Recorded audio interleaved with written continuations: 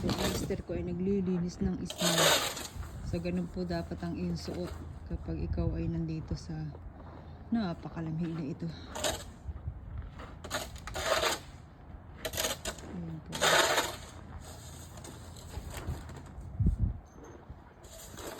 Taas na po ng snow. Ayan po.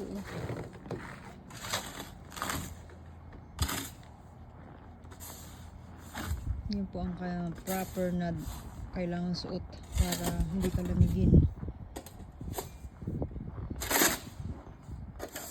Tapos po yung sasakyan, kailangan po ay naka-plug in. Yan. Kasi po bukas ay nasa -20 na naman po. Kaya kailangan talagang yung sasakyan ay nakapainit siya. Ayan po.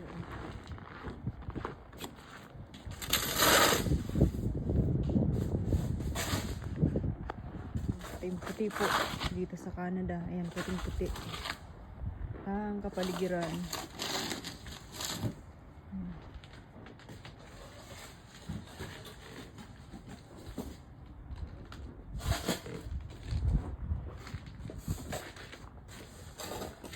Ayan, Merry Christmas, White Christmas po. Ayan.